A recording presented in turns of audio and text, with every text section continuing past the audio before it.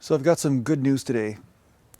I have finally found a workout partner that is similar in dimension to me. I mean, he's got shorter arms like I do and long femurs. So, you know, him and I will be squatting probably the same, so I won't have to deal with any trash talking about my depth of squat or any of that kind of stuff. Him and I will be right on the same page when it comes down to training and, you know, setting the rack up and all that kind of stuff. Well, maybe not in setting the rack up because he's a little bit bigger than I am. Well, time to hit the gym. Let's go, Rocky. Come on, you can wait a little bit. Man, he's always so enthusiastic.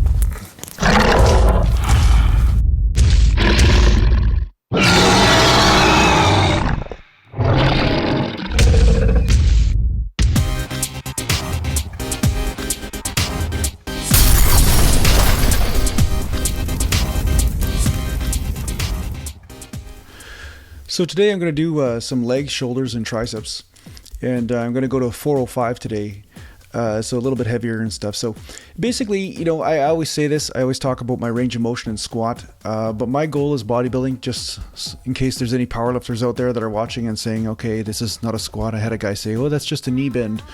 And the truth is, I believe in going to 90 degrees at the knee. Whenever I go lower than that, actually I get knee pain. And my first priority is building muscle, not just shredding up my joints for no reason. It feels right for me, you know, but other people will be different. You know, I've tried the high bar squat, the low bar squat, the front squat, and I found that whenever I do high bar squats, I can go lower because I'm bending the knees more. I'm not getting as much hip range of motion in there, but I'm getting a lot more, knee bend. But ultimately what happens is that I just end up getting knee pain and then I can't squat anymore. I get a bursitis in there or something happens, you know, and I think that's why a lot of guys wrap their knees. You know, they use knee wraps because their knees are actually getting bothered by using excessive ranges of motion, and then they have to, wrap them up just to bounce themselves out of the bottom of the hole, right? So here you go. You can see that I'm just doing 90 degrees at the knee, you know, and this is where it feels right to me. So, you know, ultimately what I'd like to be able to just touch my testicles on the floor just to prove to everybody I'm the strongest guy around. Well, you know, I guess that would be great, you know, because then I wouldn't get so much flack on YouTube. But ultimately, this is the type of squat that feels right for my body. It feels really good. I've built some pretty good legs from it. And ultimately, you know, my message to you is to find, you know, the form that works for you. So just bear that in mind when you're watching my squats here. You know, I'm doing the 90-degree squats, and that's as far as I go. I try to go lower sometimes, but what happens is I end up getting knee pain and it ends up messing the entire workout up. Now, this is kind of the risk of filming at the gym. I have photo bombing and video bombing, and now I've got ass bombing. So I guess Vince was desperate to get back into the video scene. When in doubt, sex sells, I guess. Whatever, right? So I'm just in between here. I'm just working my way up. So lots of warm-ups, lots of chatting, lots of laughing at Vince and Dean that are working out in the gym with me there. But, you know, I just work myself up slowly and, you know, just really get a feel for how I feel that day. You know, I don't go by a template as much. I mean, I have a goal in mind. I have a goal to say, hey, okay, I want to hit 4 plates today. But the whole time I'm warming up, I'm really getting in tune with my body, you know, the balance, the subtleties, you know, is my right leg stronger than my left today? Am I feeling a little bit off balance, or is something feeling tight? Is my lower back feeling good? You know, can I do this without hurting myself? And everything's feeling pretty good. You know, it's not feeling as strong as I would like it today, but at the same time, I'm feeling a good pump and a nice stretch and stuff. And I just have to, just see as it goes. You know, I just see as it goes. I just make my decisions as I go through my workout.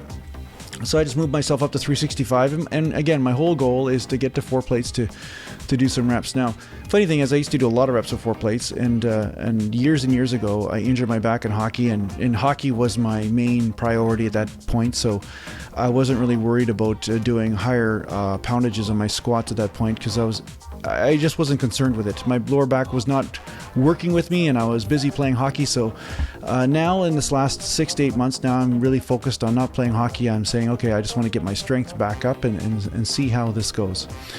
Ultimately, this is a journey that every bodybuilder experiences, or every weightlifter. You go through many stages in your development. You know, at some point in your development, you start to feel very strong. You know, you might be at a younger age, or you're at the peak of your career or peak of your training career. And you feel great, it feels like nothing can take you down. And then, the inevitable obstacle comes, where there may be injuries or there may be something that sidetracks you. And ultimately, this is just part of the game. You can't avoid it. I have to say, there's no way to avoid these types of obstacles. But the truth is that everything is teaching you what is the truth about you and your body and how to train it.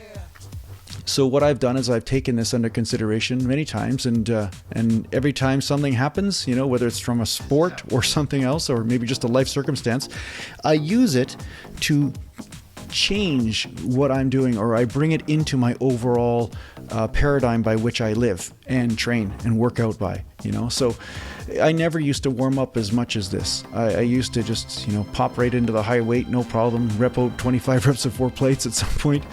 But now I've had to really be careful now. I'm like, okay, I'm going to take my time, move my way up. And ultimately, I'm not worried about impressing anybody. I'm just saying what is the best thing for me to build muscle and to feel strong and to build my body at this time, So it's really about taking your ego out of the whole process. And that's probably the hardest thing for most of us that are in this game for a period of time. The ego will come in, it always does. And ultimately, in the second set of 4 plates, you can see I was trying to go a little bit deeper, just a tiny bit. It's so subtle you probably wouldn't have seen it. But my left knee started to hurt a little bit. So I realized, okay, I'm squatting off my knees too much. So I've got to bring my butt back. I've got to sit back. That's the best way for me to squat. When I sit back, that's when I get most of the weight over the hips. And then it feels great. And my legs are sore several days after because of this. And my quadriceps too. You wouldn't think, right? But my quadriceps are killing from it. So here I'm doing some rear delts, and I'm not focusing on the external rotation as much. I am trying to keep my delt in a little bit, but I think my rear delt might be a little bit weak compared to my external rotators. So I'm trying to isolate them a little bit. So it'll take a little bit of practice here. But ultimately, I'm just doing about 4 sets of this because I really want to build these rear delts up more. And, I'm getting so much front delt activity from bench press and from shoulder press. The last 3 or 4 shoulder workouts, I've really just been focusing on side delt and rear delt. I'm hoping this will bring, more roundness to my delts again and more fullness, and also possibly just strengthen up any imbalances I have in there, so that way my bench press feels a little bit better. So here's another exercise I do. I do it on the floor, and I wouldn't recommend it if it's on a dirty floor like I've just done right now. Some people are probably cringing. My God, why would you lay on the floor? But sometimes I like it because sometimes I'll rest the dumbbell on the floor. I'll actually hit the floor with the dumbbell because when I was laying on a bench, it's very easy to internally rotate and then overstretch the rear delt. And again, you have to go on personal preference here. So I've done both variations, and I kind of enjoyed this one actually. So I do about 3 or 4 sets of this as well. So this is actually a higher volume workout for me for shoulders. I mean, usually I'm done shoulders in about 5 to 6 sets, maybe 7. But today I've decided to do about 12 sets. I'm just enjoying the social activity in the gym, I think, and that's what's going on. I'm chatting in between sets and having a good time. So, but as you notice, there's a lot of external rotation in this exercise, but it really does help pump up that rear delt, And, sometimes you'll notice one side might give you a little bit of pain, maybe there's an imbalance there or something's impinging or jamming, so it's good to kind of, work on those imbalances, constantly work on the imbalances, work on the weak links and see how that helps you grow, right? You're only as strong as your weakest link. So rear delts here on the machine, and I'm just finishing it off with this. And I'll just show you one set, and you can see that it's just constant tension. So the tension is always different depending on the exercise. The nice part about the cable stuff, which everyone probably knows that's watching this, is that you get the constant tension all the way through. You're not getting the highest amount of tension at the top. You're getting the same tension all the way through, right? So I find a good pump. So I finish it off with some triceps here. And, I'm just warming up the elbows, of course. And then I move up into some heavier weight. And what I'm doing is the giant set, so I'll do a set like this, and then I'll bend over and stretch the long head of the triceps and then rep it out with some light weight. So it's a combination strip set, giant set, I guess you could call it.